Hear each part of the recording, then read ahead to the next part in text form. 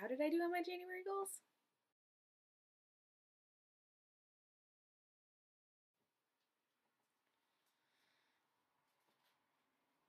Not not great.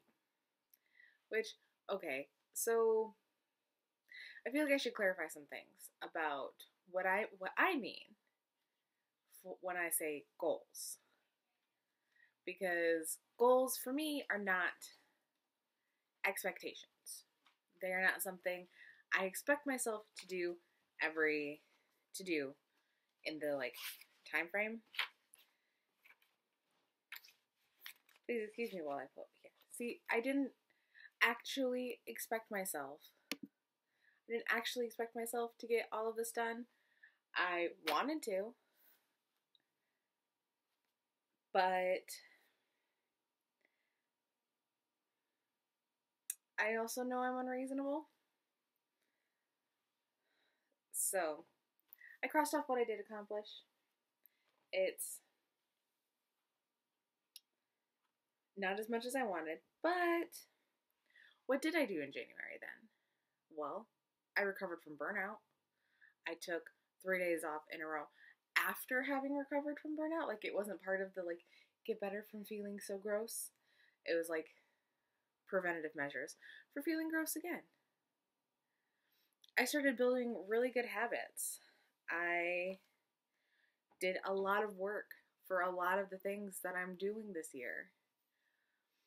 Like, there's so much I started that I wanted to finish that didn't get finished that are now getting rolled over into February, which I am more unreasonable about in February.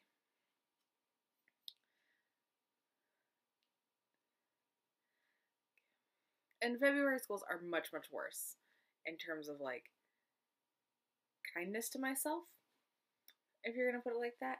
I broke the goals into 6 different categories: personal, professional, sewing and craft, writing, baking, and art, with some bonuses like I have it listed on this page. The books I'd like to read, as well as some like research deep dives I want to get into. And there is quite a bit of redundancy built into the system already. I don't want to put client work, which is something I do in a professional capacity, in the writing section, but I don't want to exclude it from either. So I get to cross it off twice. And that's fine. This is all to help me organize how I want to do stuff. Organize my own brain in a scatter plot of circles and flower petal washi tape.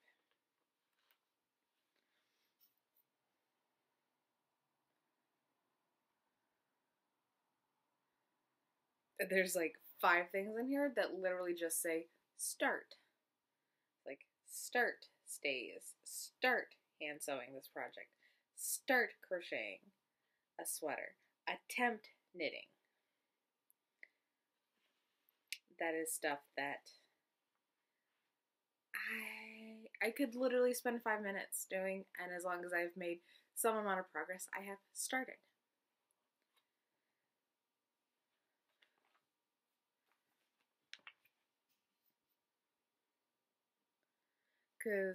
And there's no way I'm going to sit here and list off all of my goals. Just want to tell you a handful that I'm really excited about.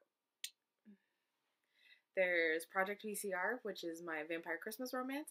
I've almost got a title settled on. I have not decided on that yet, but I'm finally in a place with it where I really like my outline, and I really believe that by the end of this month I will have my first draft done.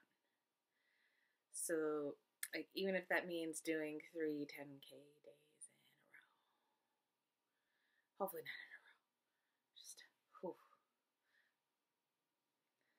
Which, having 3 10K days is not a goal. It's just an idea.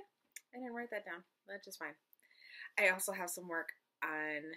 I want to get to a certain milestone in the Super Secret project so I can announce what that is in March and start aggressively talking about that. So I have to have some ducks in a row by the end of this month, which are my two big priority projects that I did not meet my goals for in January. But I planned my macro goals, like the big picture things, with the notion that every night that week, or every night this week, I'm going to be too depressed to make dinner, let alone write. So there's some wiggle room. That wiggle room is now narrowing because, wiggle room is not an infinite ability to push the deadline away. So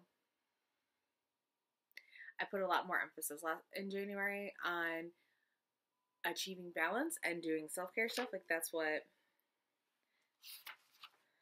I have a habit tracker in my bullet journal where I just have, a pile of things I need to do every day, and I get to fill out the things. And I had a couple of days towards the end where I got to cross off most of the things. And then, into this month, I'm leading strong with that.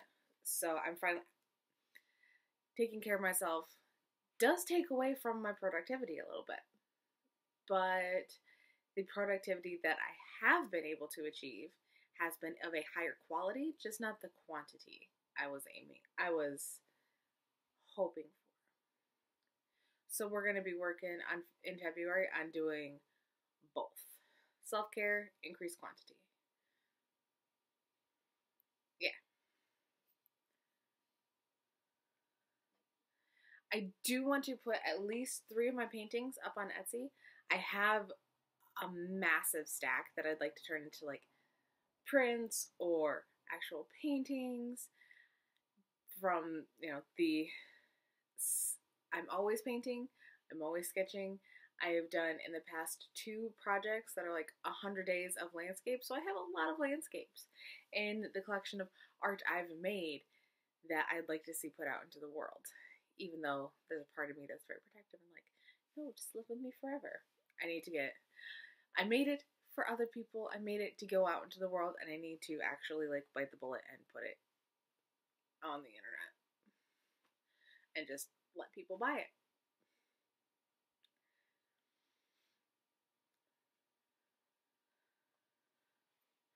I want to write and post a flash fiction short story to Instagram again. I did that in January, and that was really fun. The limitations on a Instagram flash fiction are like just long enough and just short enough that it's stressful. And it was a fun exercise. I like the story that I wrote, and I'm excited to continue with that. I also want to post an article, personal essay to Medium, which I don't even know what I'm doing for that yet. I have some ideas, but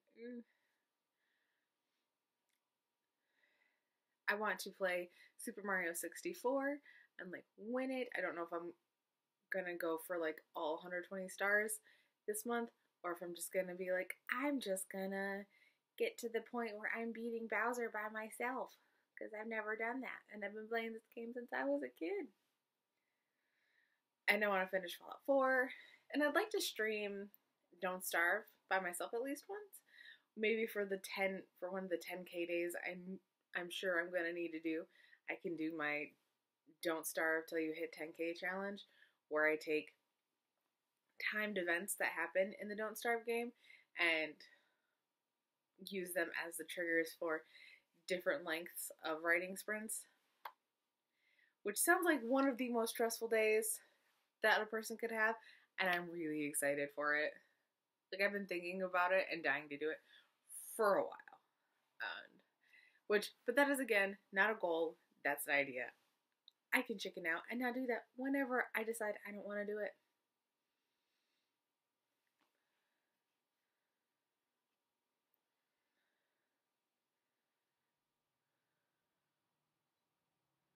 I do plan on taking another 3 days off in a row and just be like bed bread or a couch potato for 3 days straight. And because that, I feel like, benefited me so much, because it was right after I came out of that where I solved some major issues I was having with the Vampire Christmas Romance and got a big boost or wave of confidence with the Super Secret Project. So I think I have that on my calendar already. Just in pencil, take these off so I can rest. The way I see goals is I'm giving myself permission to do these projects by making them things I want to have done. So I'm not just procrastinating if I can't work on the Super Secret Project anymore and decide to do a puzzle or play a video game. I am still working towards something I'd like to achieve. Which does a lot of the time mean my goals don't all get done and they just kind of roll over and roll over and roll over as the weeks and months go by. And I'm fine with that. It works for me. The priorities are still the Super Secret Project and Project VCR. I'm learning how to make those bigger priorities than they have been, as well as the Medium article and flash fiction for Instagram, which are scheduled to go up on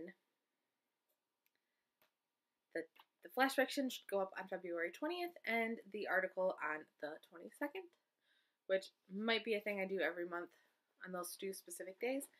But yeah. See you guys on the internet somewhere.